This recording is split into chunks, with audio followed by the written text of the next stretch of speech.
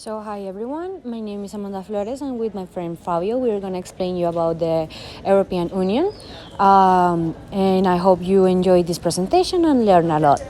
For the stars, I want to talk about the pioneers that were the people who watched over the peace and solidarity of the European continent, where with their professional and personal influence they managed to establish main values such as the freedom, democracy and equality, the respect for humans' dignity and humans' rights, and also the rule of the law, and the solidarity and the protection of all. Also, I want to explain you this timeline. I want to highlight the certain important events that happened since the beginning of the European Union in the 1957 in Italy, and this interception when only 6 countries that decides to form this entirety after the end of the World War II, and the name of this was the European Parliament. In the 1960s, it became known as the European Free Trade Association in the same period when the Berlin Wall was built and the first common agricultural policy was signed, which gave the ACC countries to join the control over the food production. In the 70s, the first new members joined the community of the countries where they help to overcome the oil crisis and the environmental protection, as well as the generating the first election in the European Parliament. And they also lived the fall of the Berlin Wall in the 1980s. That was also a factor that encouraged to support and support by the European Union to generate peace and on the continent. In the 90s, the euro was introduced as a single market was created that allowed the border-free travel in 7 countries of the EU. Also in the 2000s, we saw terrorist attacks on the United States, and 12 countries received the euro as their currency, and it took over years that they had to deal with global economic crisis in addition to vote and generate the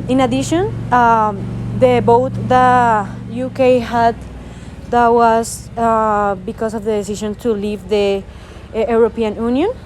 In the recent years, the European Union has focused on the improving its environmental impact and contributing to the improvements of the quality life of their partners countries and their collaborators. That's why they won a Nobel Peace Prize. And we all know that in the take of the pandemic, they have to slow to help with the health system and slow to spread the virus and ensure the vaccines to be received by their people. I want to clarify that in the 2020, the UK finally decides to leave the European Union. And as we all know, the continent of Europe is a religion of peace and stability because of the people that defend the Europe's rich cultural history and the linguistic of diversity. Here we have the symbols that are intended to represent the European unity and solidarity. We got that the anthem is a symphony called the Ode to Joy, created by Beethoven, where it consists on only music, which refers to the universal language that allows to express the ideas of Europe about the freedom and the peace and solidarity. In this next slide, we got the flags of the European Union. As you can see, I also create this timeline where it shows the increasing numbers of the members of the European Union, also the parties that were allowed to be in this alliances. And as you can see, we already start with 6 countries and ended up with 27 in the current time. We also have to take into account the that United Kingdom lives in the 2020. And I also wanted to explain you the structure of the European Union, where I already told you that by the years they've been increasing their numbers of members and also they've been changing their names. The European Union has been impacting to 19 countries where the euro has been implemented as their currency, and they also have been electing by 5 years the European parliamentals that consist of 705 members. And I also want to explain you the economy that operates with 27 markets. That means that they operate with all the countries that are involved in this movement. They also uh, they also have been the 50% of the gross trade in goods, and in the 2019, the intra-euro trade was valued as 361 billions in the 19 in the 2019, as already explained. And you can see the life conditions are very high because they offer high quality in the education, and they also offer the opportunity to do internships in other countries that are able in the European Union. They also covers over 4 million kilometers squares, and they have been represented by the 16% of the world's gross domestic products. In here, you can see the objectives that are based on the freedom and security of this European Union and also of all the continent. And we got the principles that are based on the solidarity and humanity that we think as a human right and our beliefs. The institutions, the bodies and laws of the European Union are divided as follows: the seven European institutions, the seven bodies of the European Union, and the 30 decentralized agencies are spread throughout the Union. The institutions of the European Union are the European Parliament, the European Council, the Council of the European Union, the European Commission, the Court of Justice of the European Union, the European Central Bank, and the European Court of Auditors. It's important to find out about the characteristics and the functions of each of them in order to understand the European context and how it is structured.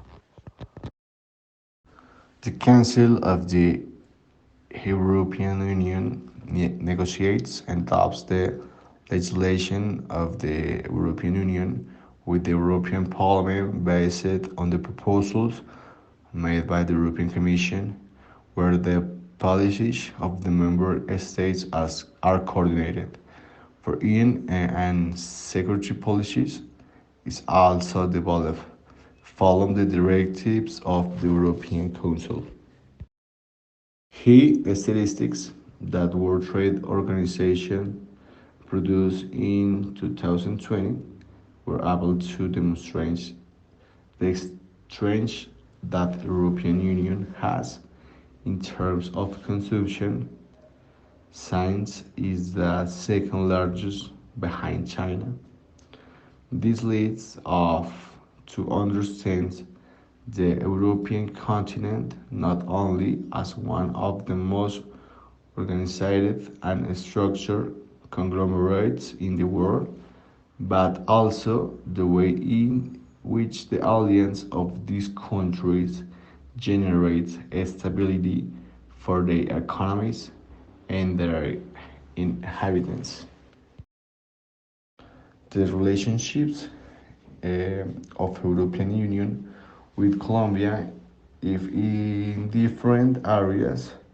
On the one hand, there is the economic trade, and on the other hand, the politic dialogue and the development of support of peace. In the commercial area, we find the free trade agreement between the European Union and the Andean community, where Colombia belongs to the group. Colombia exports to the European Union 809.76 million, that represents 15.76% of current exports. The countries where it exports in great quantity are Holland and Spain. Colombia imports from European Union are the following products: machinery and transport equipment, chemical and related products, foods and beverage, and tobacco.